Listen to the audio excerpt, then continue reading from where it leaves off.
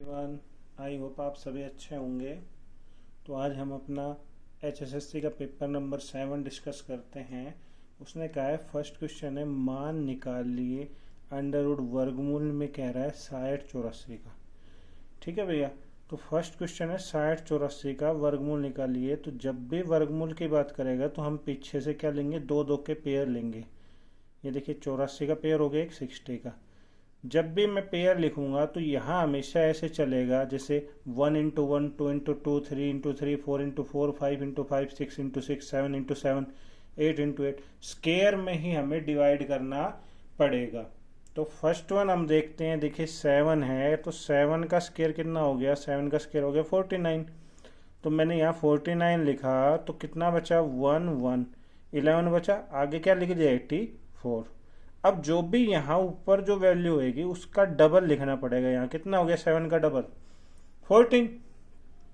ठीक है, अभी मैंने बताया था आपको कि यहाँ अगर 1 से मल्टीप्लाई तो नीचे 1 से, यहाँ 2 से तो 2 से, यहाँ 3 तो यहाँ 3, यहाँ 4 तो यहाँ 4, तो यहाँ 8 किया तो 8 से मल्टीप्लाई करेंगे। यहाँ 8 से किया तो यहाँ 8 लिखा, और 8 8 जा 64 6, और 8 4 जा 32, और 6 38, 3 8 8 जा 8, और 3 11, तो कैंसिल आउट हो गया। तो कितना आ गया हमारा 78। तो हमारा आंसर क्या हो जाएगा भैया 78 हमारा आंसर हो जाएगा। आई होप आपको समझ में आ रहा होगा।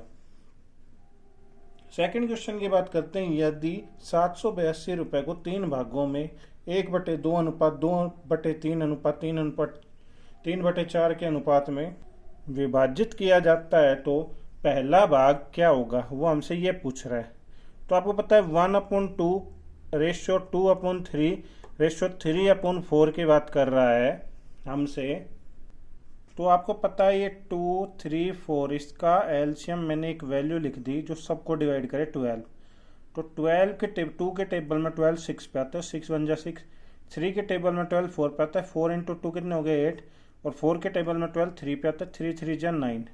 ठीक है, जब हम एलसीएम ले लेते हैं और रेशियो में हो तो नीचे वाली वैल्यू ये लेने के बाद में 12 हट जाता है। तो जो ए माना वो हमने क्या माना भाई, मैंने मान लिया 3 रेशियो A B C मान लिया मैंने अपनी तरफ से। तो 6 8 9 आ गया।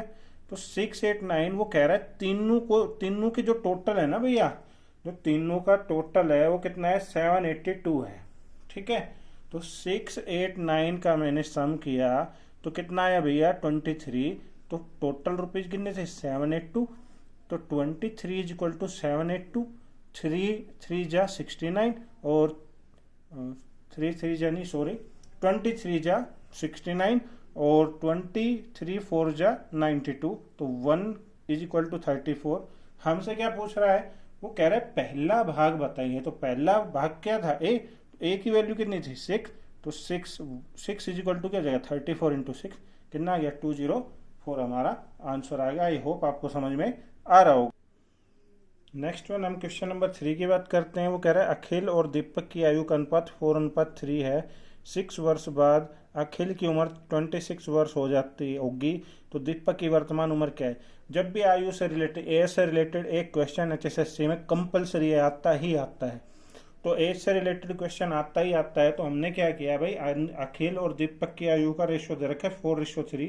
तो मैंने रेशियो हटाने के लिए 4x 3x लिख लिया, जो क्या दे रखा है वर्तमान। ठीक है, ना बोले तो वो चीज़ क्या होती है वर्तमान। 6 वर्ष के बाद, जैसे आज आप 20 ईयर्स के हैं तो 6 बाद में क्या हो जाएंगे 20 + 6 26 के हो जाएंगे। तो ऐसे ही ये कितने का था 4x का था। 6 वर्ष बाद इसमें 6 जुड़ जाएंगे और इसमें भी 6 जुड़ जाएंगे। तो 6 वर्ष बाद में किसकी वैल्यू दे रखी है हमें, अखिल की दे रखी है भैया कितनी 26, और अखिल की 6 वर्ष बाद कितनी थी 4x + 6। तो 4x + 6, और ये वैल्यू कितनी है 26। ये 6 इधर ले गए तो 4x = 26 में 6 गए तो 20। तो 4 5 जा 20। तो x की वैल्यू कितनी आ गई भैया 5। आई होप आपको समझ में आ रहा होगा। तो वो कह रहे दीपक की वर्तमान उम्र क्या है। तो दीपक कितने का था वर्तमान में, दीपक था भैया 3x का। ठीक है, तो 3x का था तो दीपक 3x मतलब 3 × में x की वैल्यू कितनी थी 5, यहाँ रख दिया। तो 3 × 5 कितना आ गया 15। तो दीपक की वर्तमान उम्र कितनी आ गई 15 आ गई। आई होप आपको समझ में आ रहा हो। नेक्स्ट हम क्वेश्चन नंबर 4 की बात करते हैं। वो कह रहा है ए किसी कार्य को 10 दिन में करता है, बी उसी कार्य को 15 दिन में करता है, वे दोनों एक साथ उसी कार्य को कितने दिनों में कर सकेंगे। तो ए कितने दिन में कर रहा है भैया, 10 दिन में, और बी कितने में कर रहा है भैया, 15 दिन में। तो मैं यहाँ पे क्या लिखता हूँ, एलसीएम, मीन्स जो वैल्यू इससे और इससे ए और बी दोनों से डिवाइड हो जाए। आप 60 भी लिख सकते हैं, 30 भी लिख सकते हैं, आंसर सेम आएगा। तो देखिए 30 को किससे 10 से डिवाइड किया तो कितना आ गया 3, और 30 को 15 से डिवाइड किया तो कितना आ गया 2। ठीक है, तो 3 और 2 वो दोनों को मिलके कह रहा है, तो 3 और 2 की वैल्यू कितनी हो गई 5। टोटल वर्क कितना था भैया 30, कर दोनों कितने रहे हैं 5, तो 30/5 कितने दिन आ गए 6 डेज, हमारा आंसर आ गया। आई होप आपको समझ में आ रहा होगा। नेक्स्ट क्वेश्चन की बात करते हैं, क्वेश्चन नंबर 5 की। वो कह रहा है एक व्यक्ति 600 मीटर लंबी सड़क को 5 मिनट में पार कर लेता है, उसकी चाल किलोमीटर प्रति आवर में क्या है। ठीक है भैया, जो लंबाई होती है वो होती है मीटर में और किलोमीटर में, ये पहचान है लंबाई की। और समय किस में होता है, या तो सेकंड में या फिर आवर में। तो दूरी 600 मीटर है, समय 5 मिनट है। 5 मिनट में कितने सेकंड हो गए, 1 मिनट में 60 सेकंड होते हैं, तो 5 मिनट में 5 × 60 करेंगे तो हमारे पास कितने आएंगे 300 सेकंड्स आ गए। तो चाल क्या होता है, दूरी अपॉन समय। तो दूरी अपॉन समय होता है चाल। तो दूरी कितनी है भैया अपने पास 600, और समय कितना है 300। तो 600/300 किया तो अपने पास वैल्यू आ गई क्या, 2 मीटर पर सेकंड। ये क्या आ गई भैया, चाल आ गई। चाल हमेशा किसमें होते हैं, मीटर पर सेकंड या किलोमीटर पर आवर में। अब उसने हमसे क्या कहा है लास्ट में, देखिए उसने हमसे कहा है चाल किस में होनी चाहिए भैया, किलोमीटर पर आवर में। तो 2 × जब भी किलोमीटर पर आवर में बदलना हो तो किससे मल्टीप्लाई करते हैं, 18/5 से। तो 18 दूनी कितने हो गए 2 × 18/5, तो 2 × 18 कितने हो गए 36/5। 5 के टेबल में 5 7 जा 35.10, तो 5 2 जा, तो 7.2 किलोमीटर पर आवर हमारा क्या हो गया आंसर। आई होप आपको समझ में आ रहा होगा। अगेन हम क्वेश्चन नंबर 6 की बात करते हैं। वो कह रहा है एक आदमी 5 रुपए में 1 दर्जन के भाव से तथा उतनी ही संख्या 4 रुपए के 1 दर्जन के भाव से संतरे खरीदता है। वह उन्हें 5 रुपए 50 पैसे के 1 दर्जन के भाव से बेचता है तथा 50 रुपए का लाभ कमाता है। उसने कितनी संतरा खरीदी। ठीक है भैया, उसने 1 दर्जन पहले खरीदी कितने रुपए की, 5 रुपए की, क्रय मूल्य हो गया। और अगेन 1 दर्जन खरीदा कितने रुपए की, 4 रुपए की। तो 2 दर्जन का क्रय मूल्य कितना आ गया भैया, 9 रुपए आ गया। आई होप आपको समझ में आ रहा होगा। तो कह रहा है 1 दर्जन वो कितने में बेच रहा है, 5.5 रुपए, मतलब 5 रुपए 50 पैसे में। ठीक है, तो उसने 1 दर्जन बेच रहा है, तो इसका मतलब 2 दर्जन ही बेचेगा जब 2 दर्जन खरीद दिए। तो 5 रुपए 50 पैसे को मैंने 2 से मल्टीप्लाई किया तो 11.00 मीन्स 11 रुपीज आ गए। ठीक है, ये क्या है 11.00 रुपीज। आई होप आपको समझ में आ रहा है।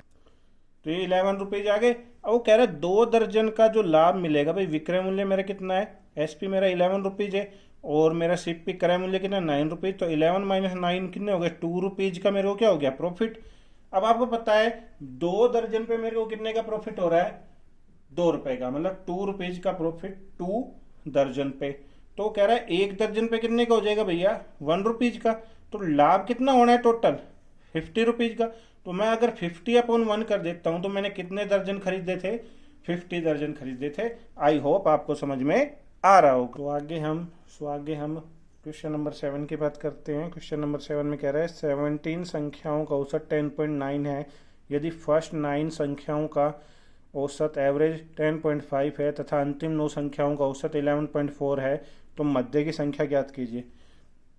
लास्ट क्वेश्चनों में मैंने बताया था भैया, अभी 6 सेट हुए हैं हमारे, तो लगभग एक क्वेश्चन 6 सेट में इस टाइप का था।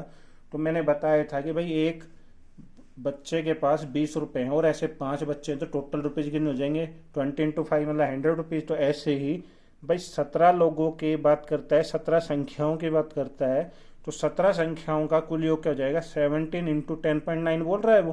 तो 17 × 10.9 कर दिया हमने, तो कितना आ गया 185.3 आ गया।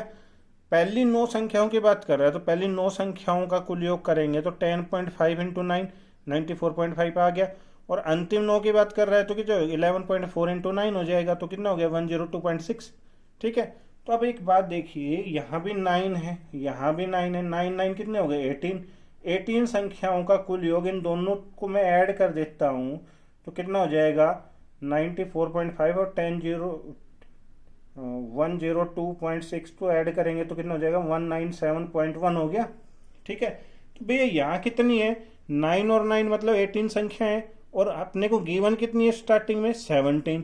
तो 18 में से मैं 17 माइनस करूँ 197.1 में से 185.3 माइनस करता हूँ तो 11.8 बच गया। वो हमारी कौन सी संख्या होगी भैया, मध्य की संख्या होगी। आई होप आपको समझ में आ गया होगा। मैं फिर बता देता हूँ, आपको रिपीट कर देता हूँ कि 17 संख्याओं की बात कर रहा था, 9 का दे रखा है, 9 और 9 को ऐड करेंगे तो 18, 18 में 70 घटाएंगे तो क्या ना बच जाएगा, मिडिल का बच जाएगा। तो कितना आंसर आ जाएगा 11.8। आई होप आपको समझ में।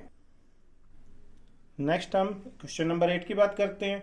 वो कह रहा है यदि 6 की power m is equal to 46656 हो तो 6 की पावर m-2 का मान बताओ। सबसे पहले लास्ट पेपरों में मैंने बताया कि भाई इधर 6 का बेस है तो इसको 6 के बेस में बदलेंगे, और 6 के बेस में बदलने के लिए मैंने यहाँ क्या किया 6 के फैक्टर कर दिए, 6 से इसको डिवाइड किया, ये वैल्यू आ गई 7776, फिर 6 से किया तो 1296, फिर 6 से डिवाइड किया तो 216, फिर 6 से किया अगेन तो कितना है 36, फिर 6 से किया तो फिर 6, और फिर 6 से किया तो 1। तो देखिए 1 2 3 4 5 6, तो कितनी पावर हो गई 6 की 6। तो 6 की पावर 6 लिख ली मैंने, 6 की पावर m, और इसकी वैल्यू क्या आ गई 6 की पावर 6। अब मैंने बताया था लास्ट क्वेश्चन में भी, जो पिछला पेपर किया था हमने, तो उसमें a की power m is equal to a की पावर n हो, यदि दोनों बेस सेम हो तो m is equal to n हो जाएगा। तो m बराबर n, तो ऊपर वैल्यू देखो 6 6 इक्वल, तो m बराबर कितना हो जाएगा 6। तो आई होप आपको समझ में आ रहा होगा। इसलिए मैंने आपको कहा था कि गाइज प्लीज पीछे की वीडियो देख लेना, अगर किसी को समझ में नहीं आ रहा तो प्ले लिस्ट में फर्स्ट पेपर से, और ये आज पेपर है 7th, सभी के प्ले लिस्ट में वीडियो अपलोडेड है, तो प्लीज सभी की सभी देखें। तो m इज इक्वल टू क्या हो जाएगा n, तो m इज इक्वल टू कितना हो जाएगा 6, तो m की वैल्यू 6 आ गई, तो 6 की पावर m-2 बोल रहा है, तो 6 की पावर m की जगह 6-2 किया, तो 6-2 कितना बच गया 4। तो 6 की पावर 4 मीन्स क्या हो गया, ये 6 कितनी टाइम मल्टीप्लाई है 4 टाइम्स, और इनको मल्टीप्लाई करेंगे तो क्या आ जाएगा 1296 हमारा आंसर आ जाएगा। आई होप आपको समझ में आ रहा होगा। अगेन हम क्वेश्चन नंबर 9 की बात करते हैं। वो कह रहा है 10 की पावर 5 प्लस 10 की पावर 4 का मान बताए। 10 की पावर 5 मीन्स जीरो कितनी बार आएगा भैया, 10 की पावर 5 प्लस 10 की पावर 4 मतलब 1 लिख देंगे। यहाँ पावर 5 है तो मतलब 0 5 टाइम, यहाँ 6 होती तो 0 कितने टाइम लगाते 1 के बाद में 6 टाइम, यहाँ 4 है तो कितने बार टाइम लगा देंगे 4 टाइम्स। हमने इसको ऐड किया 1 इंटू 10 के पावर 5 में 5 जीरो पीछे, और 10 के पावर 4 में 1 और उसके पीछे कितनी 4 जीरो, अगर मैंने ऐड किया तो क्या है 11 और 4 टाइम्स 0, ये हमारा आंसर हो जाएगा। आई होप गाइज आपको समझ में आ रहा होगा। नेक्स्ट और लास्ट क्वेश्चन आज का हमारा, वो कह रहा है पाइप ए तथा बी किसी टंकी को क्रम से 5 घंटे और 6 घंटे में भर सकते हैं। पाइप सी इसे 12 घंटे में खाली कर सकता है। यदि ये सभी पाइप एक साथ खोले जाएं तो टंकी को भरने में लगने वाला समय कितना है। तो देखिए वो क्या कह रहा है, ए किसी टंकी को कितने घंटे में भर रहा है 5 घंटे में, देखो यहाँ बोल रहा है, और बी कितने में 6 में, और सी इसे 12 घंटे में खाली कर रहा है। मैंने इन तीनों का एलसीएम लिख लिया यहाँ 60, ठीक है 60 लिख लिया। आप 120 भी ले सकते हैं, आप 240 भी ले सकते हैं, आंसर डिट्टू आएगा, आप चेक कर सकते हैं। 5 से मैंने इस 60 को डिवाइड किया, इधर देखिए तो कितना आ गया 12, यहाँ 12 लिख दिया। फिर 6 से 60 को किया तो कितना है भैया 10, मैंने यहाँ 10 लिख दिया। फिर 12 से इसको 60 को किया तो कितना है 5। देखिए ये दोनों भर रहे हैं तो ये दोनों की कैपेसिटी जुड़ेगी, 12 प्लस 10 कितने हो गए 22, और ये खाली कर रहा है तो घटेगी, तो कितने बच गए 22 माइनस 5 तो 17। ये टोटल काम कितना था भैया 60, और ये तीनों मिलके कितने कर रहे हैं 17। तो 16/70 का डिवाइड करेंगे तो 17 3 जा 51, 9 बच गए तो 9 ऊपर लिख दिया और 17 नीचे। ये हमारा आंसर है। आई होप गाइज आपको समझ में आ रहा होगा। आज हमने 7वां पेपर किया है, पेपर अपने टोटल 7 हो चुके हैं। अगर किसी को समझ में नहीं आ रहा तो मेरी आपसे रिक्वेस्ट है, कमेंट बॉक्स में कमेंट्स कर सकते हैं। और इसके अलावा मैं फिर से आपसे रिक्वेस्ट कर रहा हूँ कि पेपर नंबर 1 से लेके और 7 तक आप कंटिन्यू देख सकते हैं। प्ले लिस्ट में 7 के 7 पेपर हैं।